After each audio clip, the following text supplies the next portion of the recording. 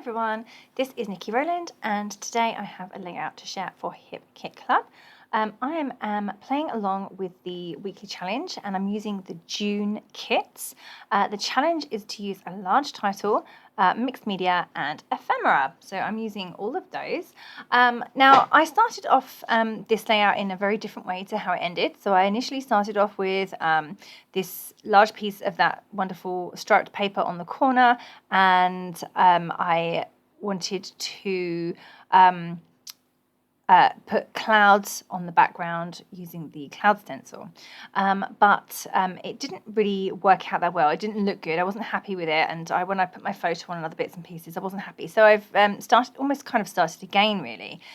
So I just discarded the background with the clouds on, and I'm now putting clouds onto a piece of marshmallow cardstock. So initially I had textured, and this time I'm using smooth, and the paste goes on much better by using the smooth.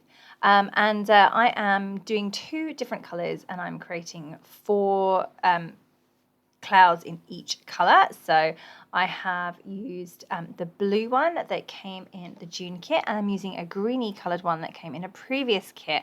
It may have been a year or maybe even 2 years ago that we got this one, so it was quite a while, but I still have it and it's still awesome. So I thought those two colours together went really well. Okay, so they're now dry, and I'm going to cut those out, fussy cut those out, and use them on my layout as ephemera. So what I also wanted to say is that I've already cut out some clouds from that wonderful blue paper. I distressed the edges. No, I didn't really distress them. I inked the edges with a navy blue ink just to give them a bit more detail around the edges.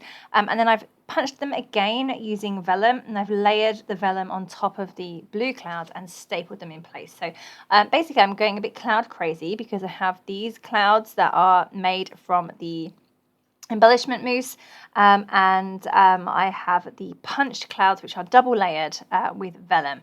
So I've also die cut some little stars using a Bramble Fox die, and they're really cool. I love those. They're brilliant for layering. So I've cut those out of black cardstock. So I've gone a little bit off piece there. We didn't have any black cardstock in our June kit, so I'm just grabbed a bit from my stash.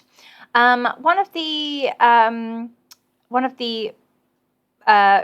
requirements for the challenge was to use a large title, so I'm going to get that in straight away. I really wanted to use this word adventure, and I loved it on that striped paper on the green. I had already stuck that on, and I've raised it up on foam pads when I was going to have it on the corner, now I have just chopped that down a bit, so I've only got blue and green colours showing, and then I've popped that at the top of my layout. So now I have got my title in place already. Do you know what? That's a really great thing to do, because quite often my title is an afterthought. So it's good to have got the title in first, especially because it's so large. Such a large element needs to be worked in from the beginning rather than try to be added at the end. So yeah, I'm happy that that's in, and now I can arrange all of my other elements onto the layout. So I've got my star die cuts up there, my clouds, the ones that I've used made with Nuvo and the stencil, and then my punch clouds are going in as well, and I'm also layering the black star die cuts behind the black clouds too, and then I've got my little photo, which is a little square photo, which is going to just go in the middle there, and then I'm going to have everything kind of cascading down from the large title.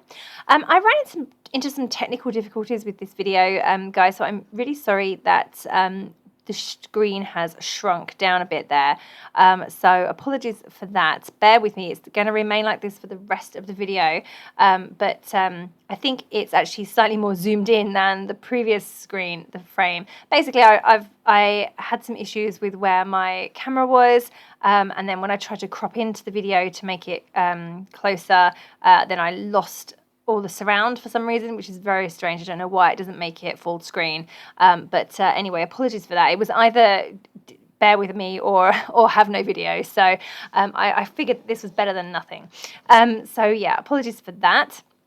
Technology is great when it works. Hey, I'm just carrying on adding in bits and pieces. I've really layered up under my photo with the Happy Blooms floral ephemera. I love the ephemera, it's so beautiful. I've picked out most of the blues, there are lots of pinks as well, but I didn't want to bring in pink as a colour onto this layout. I'm really loving the blue and green feel to this. It's an outdoor photo, and I wanted to stick with that kind of colour scheme rather than bring in too many more other colours.